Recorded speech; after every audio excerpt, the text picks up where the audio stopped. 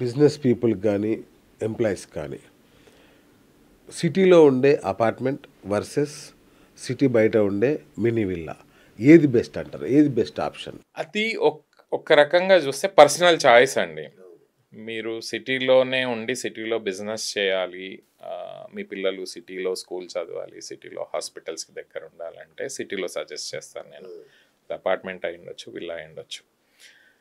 కానీ మీరు గ్రీనరీలో ఉండాలి, ఫెసిలిటీ ఉండాలి, అఫోర్డబిలిటీ ఉండాలి, నాకు అప్రిషియేట్ కావాలి, ఎక్కువ అప్రిషియేట్ కావాలి నేను పెట్టే ఇన్వెస్ట్మెంట్ అంటే డెఫినెట్గా నేను మినీ విల్లాసే సజెస్ట్ చేస్తాను. ఎందుకంటే ట్రాన్స్పోర్టేషన్ డజంట్ మ్యాటర్. ఇంకొక 20 minutes 30 minutes ఎక్కువ టైం పడుతుంది మీ లైఫ్లో ట్రావెల్. కానీ మీరు కైండ్ ఆఫ్ హెల్దీగా ఉండాలంటే డెఫినెట్గా అవుట్స్కట్స్. ఎందుకంటే సిటీలో పొల్యూషన్ ఎక్కువైపోయింది, ట్రాఫిక్ ఎక్కువైపోయింది. రింగ్ రోడ్ ఉండడం వల్ల మన అదృష్టం ఏంటంటే రింగ్ రోడ్ ఎక్కి ఫాస్ట్గా అక్కడికి వెళ్ళొచ్చు. సో మీరు ఏదైతే ఎగ్జిట్స్ దగ్గర మీరు ఇన్వెస్ట్ చేయగలిగితే మినీ విల్లాస్లో మీకు 5 to 10 yearsలో mini villa gives you 3 to 5x returns. అది కొంచెం మంచి కంపెనీ, మంచిగా కట్టే కంపెనీ, మంచి ఫెసిలిటీస్ ఉన్న ప్రాజెక్ట్లో కొనుక్కుంటే బెటర్. అట్లా అని చెప్పి మరీ చీప్ మినీ విల్లాస్ కూడా కొనొద్దు. తక్కువ రేట్కి ఇస్తున్నారని కొన్నారనుకో, అక్కడ ఎక్కువ ఇన్వెస్టర్స్ వచ్చి వాళ్ళు రేపు అక్కడికి జనాలు మూవ్ అయితేనే వాల్యూ ఏదైనా ప్రాపర్టీ అసెట్, అది ప్లాటింగ్ వెంచర్ అయినా విల్లా కమ్యూనిటీ అయినా, కనీసం జనాలు మూవ్ అయ్యే ఫెసిలిటీస్ ఉన్న ప్రాజెక్ట్లో కొనాలి. జనాలు మూవ్ అయితేనే దానికి వాల్యూ పెరుగుతుంది, అక్కడ ట్రాన్సాక్షన్ స్టార్ట్ అవుతాయి, అప్పుడు వాల్యూ పెరుగుతుంది. సో మీరు మినీ విల్లాస్ ఇన్వెస్ట్మెంట్ ఎప్పటికీ బెటర్ అండి అపార్ట్మెంట్ కన్నా. ఎందుకంటే అపార్ట్మెంట్ చూస్తే హైదరాబాద్లో అవైలబిలిటీ ఎక్కువైపోయింది, స్లోగా డిప్రిషియేషన్ అనేది స్టార్ట్ అవుతుంది. ఇప్పుడు మాదాపూర్లో ఎంత పెరిగిందో ఇప్పుడు ఈరోజు పాత అపార్ట్మెంట్స్ అమ్మాలంటే అంత ఈజీ లేదు. ఆ తర్వాత పెరగదు ఇంకా. ఇప్పుడు 10,000 రేంజ్కి దాటింది మాదాపూర్. 10,000 నుంచి మీకు తక్కువ అవుతుంది తప్పితే రీసేల్ వాల్యూ పెరగదు. మీరు విల్లా ఎంత పాతది ఎంత వాల్యూ పెరుగుతుంది. సో ఈ ఒక్క లైన్తో మీకు అర్థం కావాలి ఇన్వెస్ట్మెంట్. కానీ ఇక్కడే అసలు పాయింట్ ఉంది. ఫ్యామిలీ, అమ్మ నాన్న భార్య, 2 పిల్లలు, ఇట్లా పెద్ద కుటుంబం ఏదైతే ఉంటుందో వాళ్ళకి ఈ యొక్క అపార్ట్మెంట్ కమ్యూనిటీ అనేది చాలా బాగుంటుంది యాక్చువల్గా. ఇది బెటరా, లేదంటే దూరంగా సిటీకి దూరంగా ఒక ఐసోలేషన్ కానీ అట్లా ఉండడం, మినీ విల్లాలో ఉండడం కరెక్టా? ఏది బెటర్ ఈ విషయానికి వస్తే ఈ పాయింట్? ఇప్పుడు విల్లాలో 2 రకాలు ఉన్నాయండి. ఒకటేమో ఇండిపెండెంట్ విల్లా, మీరు గేటెడ్ కమ్యూనిటీ కాకపోవచ్చు. గేటెడ్ కమ్యూనిటీ ఉండి పెద్ద కమ్యూనిటీ ఉండి 30-40 ఎకరాలు ఉన్న విల్లా కమ్యూనిటీలో మీరు వెళ్ళింటే ఆల్మోస్ట్ అపార్ట్మెంట్లో ఉన్న కమ్యూనిటీ అక్కడ ఫామ్ అవుతుంది. అపార్ట్మెంట్లో ఏం చేస్తారో అక్కడ కూడా ఉంటారు, అక్కడ కూడా క్లబ్ హౌసెస్ ఉంటాయి. యా, మీకు ప్రైవసీ ఉంటుంది కదా, అది కూడా అడ్వాంటేజ్. అపార్ట్మెంట్లో కూడా it depends on your personality. ఇప్పుడు నువ్వు అపార్ట్మెంట్లో రిస్ట్రిక్ట్ అయి కూర్చుంటే నీకు ఆ కమ్యూనిటీ ఉండదు. So if you are social, it doesn't matter. Villa community అయినా ఏదైనా యూ విల్ హ్యావ్ ఫ్రెండ్స్. డెఫినెట్గా ఇప్పుడు చూస్తే విల్లా కమ్యూనిటీస్లో మా ఫ్రెండ్స్ ఎంతో మంది ఉంటారు కదా, మంచి నెట్వర్క్ ఫామ్ అయింది అందరు. మీకు విల్లాస్లో అడ్వాంటేజ్ అంటే హోమోజీనియస్ కమ్యూనిటీ ఉంటుంది.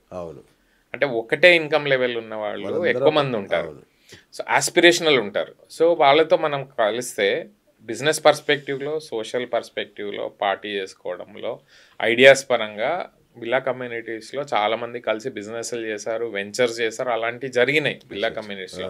ఎస్పెషల్లీ మీరు భూజా అనే ప్రాజెక్ట్ ఉంది, భూజాలో అయితే కొన్ని కోట్ల బిజినెస్ జరుగుతుంది. సో అట్లా ఈ కమ్యూనిటీస్ అనేవి ఒక ఎకనామిక్ సెంటర్స్గా డెవలప్ అవుతున్నాయి హైదరాబాద్లో. Even gated communities, high rise apartments కూడా ఇప్పుడు చాలామంది హై రైజ్ కమ్యూనిటీలు బ్యాడ్, డెన్సిటీ ఎక్కువ, అది ఇది అంటారు. కానీ ఫర్ ఎగ్జాంపుల్ రాజపుష్ప ప్రొవిన్షియా అనే ప్రాజెక్ట్ ఉంది, 3,000 ఫ్లాట్లు.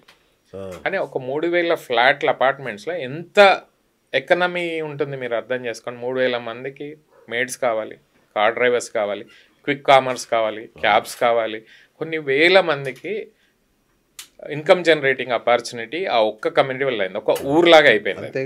సో అట్లానే విల్లాస్ కూడా ఒక ఎకనామిక్ సెంటర్గా అవుతుంది. సో వాళ్ళ ఇన్కమ్ లెవెల్స్ కూడా పెరుగుతున్నాయి. మీరు అబ్జర్వ్ చేస్తే ఎక్కడైతే గేటెడ్ కమ్యూనిటీస్లో ఉన్న వాళ్ళవి their income levels are getting increase just because of the socialization circle. కానీ నీకు నువ్వు రిస్ట్రిక్టెడ్ అయింది నీ అపార్ట్మెంట్లో ఉంటే ఎవరేం చేయలేం. But if you are social you can, it's doesn't matter, apartment అయినా విల్లా అయినా ఆల్మోస్ట్ సేమ్ ఉంటుంది. ఎమ్యూనిటీస్ విషయం ఎట్లుంటుంది సార్? స్విమ్మింగ్ పూల్ కానీ క్లబ్ హౌస్ ఇప్పుడు వచ్చే ప్రాజెక్ట్ పాత ప్రాజెక్ట్స్ లో ఇన్ని ఫెసిలిటీస్ లేవు కానీ లేటెస్ట్ గా వచ్చే ప్రాజెక్ట్ లో ఇలాంటి ఫెసిలిటీస్ లేకపోతే యూజర్సే కొనట్లేదు. సో ఆల్మోస్ట్ అన్ని ప్రాజెక్ట్స్ లో ఒకేలాగా ఫెసిలిటీస్ ఇస్తున్నారు. అంటే మీకు క్లబ్ హౌస్ అవ్వచ్చు, గ్రీనరీ అవ్వచ్చు, గార్డెన్ స్పేస్ అవ్వచ్చు, పూల్స్ అవ్వచ్చు. కొన్ని విల్లా ప్రాజెక్టులు అయితే విల్లాలోనే చిన్న మినీ పూల్ ఇచ్చేస్తున్నారు. ఈవెన్ అవుట్స్కట్స్ లో జరిగేవి మీ మినీ విల్లాస్ అన్నారు కదా, దానిలో కూడా చిన్న విల్లా కూడా ఇస్తుంది, చిన్న పూల్ కూడా ఇస్తున్నారు కొన్ని ప్రాజెక్ట్స్ లో.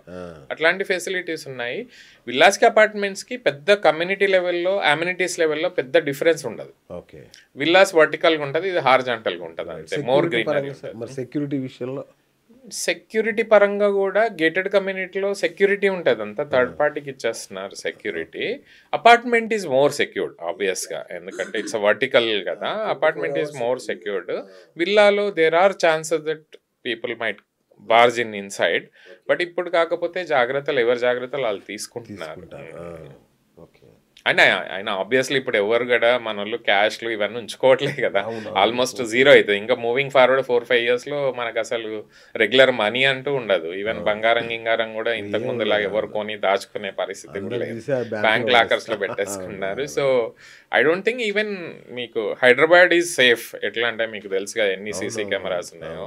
ఇండియాలో ఉండే మొత్తం సీసీ కెమెరాల్లో 60% of the CC cameras only హైదరాబాద్లో ఉన్నాయి. మీకు ఈ స్టాటిస్టిక్స్ తెలుసో తెలియదు. 60% ఆఫ్ ఎంటైర్ ఇండియాలో operational CC cameras are in Hyderabad. అందుకోసమే హైదరాబాద్ లో క్రైమ్ రేట్ తక్కువ ఉంది, పోలీసింగ్ బాగుంది. సో సేఫ్ సిటీ కాబట్టి ఇంత మైగ్రేషన్ వస్తుంది. మీకు ఎవ్రీ ఇయర్ హైదరాబాద్ కి 3 to 4 lakhs migration comes from all other states. Plus apart from this ఆబ్వియస్గా మన ఏపీ నుంచి అయితే అక్కడ ఇంజనీరింగ్ చదివి జాబ్ కావాలంటే 50%, 60% హైదరాబాద్ రావాల్సిందే. So Hyderabad has become already a global city. కాకపోతే చిన్న చిన్న ఇష్యూస్ ఇంకా మనము ఇంప్రూవ్ చేసుకోవాలి. అంటే క్వాలిటీ ఆఫ్ లైఫ్ అవ్వచ్చు, ఎయిర్ క్వాలిటీ ఇండెక్స్ అవ్వచ్చు, పొల్యూషన్ లెవెల్స్ తగ్గించడం, ఇవన్నీ కొంచెం జాగ్రత్తగా గవర్నమెంట్ వర్కౌట్ చేసింది అనుకోండి, Hyderabad is like one of the best cities in India and as well as in some of the కంట్రీస్లో కొన్ని సిటీస్తో మనం పోల్చుకోవచ్చు. అంటే ఒకవేళ బీఆర్ఎస్ ఈ 5 ఏళ్ళు ఉండుంటే అది అయ్యేదేమో కదా. డెఫినెట్గా BRS was pro business, pro builders, pro real estate అనేది నేను ఒప్పుకుంటా 10 ఏళ్లలో. At the same time Revanth Reddy గారు కూడా రియల్ ఎస్టేట్ బ్యాక్గ్రౌండ్ నుంచి వచ్చారు. ఆయనకున్న ఐడియాస్ ఉంటాయి కదా, ఇద్దరు సేమ్ చేయాలని లేదు కదా. దీని మీద కామెంట్ చేయండి. సో రేవంత్ రెడ్డి గారు కోర్ రియల్ ఎస్టేట్ బిజినెస్ నుంచి వచ్చారు. తను ఆల్రెడీ అన్ని క్రెడాయ్ షోలో కానీ ఎక్కడ రియల్ ఎస్టేట్ రిలేటెడ్ స్పీచ్ ఇచ్చినా తను ఒకటే చెప్తారు, నేను రియల్ ఎస్టేట్ బ్యాక్గ్రౌండ్ నుంచి వచ్చాను, నా రియల్ ఎస్టేట్ నేను చంపుకోను కదా, నాకు ఉన్న ఐడియాస్ నేను ఇంప్లిమెంట్ చేస్తాను, నేను చేసే ప్రాజెక్ట్స్ అన్ని పెద్దవి, అవన్నీ చేస్తే లాంగ్ టర్మ్లో హైదరాబాద్ బాగుంటుందని తను చెప్తూ వస్తున్నారు. ఇంప్లిమెంటేషన్ ఎంతవరకు అవుతుంది అనేది తెలియదు కానీ the way the projects are being implemented, especially Musi rejuvenation, తర్వాత regional ring road, regional road, ఈ ఫ్యూచర్ సిటీ, ఇవన్నీ కూడా యూనో డెఫినెట్గా లాంగ్ టర్మ్లో ఇట్ విల్ వర్కౌట్. ఆయన ఉన్నప్పుడు అయితే తర్వాత అయితే అనేది అయ్యే పనా సార్? మూసీ రిజర్వేషన్ అనేది అయ్యే పనా? తలుచుకుంటే అవుతుంది. సబర్మతి అయ్యింది కదా గుజరాత్లో. సబర్మతి అనేది మూసీ రివర్ ఫ్రంట్, మీరు యూట్యూబ్లో వెళ్ళి సబర్మతి రివర్ ఫ్రంట్ అనేది చూడండి, బిఫోర్ ఆఫ్టర్ చూడండి. ఒక గుజరాత్లో అయ్యింది, మన హైదరాబాద్లో ఎందుకు జరగదు? గుజరాత్లో అవుతుంది సార్, అక్కడ కాదు, హైదరాబాద్లో. అట్లేం లేదండి, తలుచుకుంటే జనాలు తలుచుకుంటే, పీపుల్ తలుచుకుంటే, forget about government. When people of the state, people of the country రెస్పాన్సిబుల్గా ఉండి if they want to do it, డెఫినెట్గా జరుగుతుంది. మనం గట్టిగా తలుచుకోవాలి అంతే. ఇప్పుడు మనం సిటీ క్లీన్గా ఉండాలని మనమంతా 4 కోట్ల, మన హైదరాబాద్లో 2 కోట్ల మంది ఉంటారు అందరు కలిసి, అవుట్స్కట్స్ అంతా, మనం అంతా తలుచుకుంటే డెఫినెట్గా will make the city clean. అట్లాగే మూసీ మనకు రిజ్యునేషన్ కావాలి, this is the necessity of this city moving forward for our generations అంటే డెఫినెట్గా గవర్నమెంట్ నుంచి అవుతుంది, జనాల నుంచి కూడా ఉండాలి. ఇప్పుడు అనేది గవర్నమెంట్ ఈజ్ మనమే, గవర్నమెంట్ అనేది సెపరేట్ కాదు కదా, మనమే ఎన్నుకున్న వాళ్ళం. మనం గట్టిగా తలుచుకుంటే డెఫినెట్గా అవుతుంది. అంతవరకు నాకు కాన్ఫిడెన్స్ ఉంది. మూవింగ్ ఫార్వర్డ్ కొత్త జనరేషన్ అయితే ఊరుకోదు. దే ఆర్ మోర్ ప్రో, ఏమంటారు, నేచర్ అండ్ అట్లాంటివి ఉన్నారు కాబట్టి డెఫినెట్గా రేపు ఫైట్స్ కూడా అవుతాయి మాకు కావాలి అని.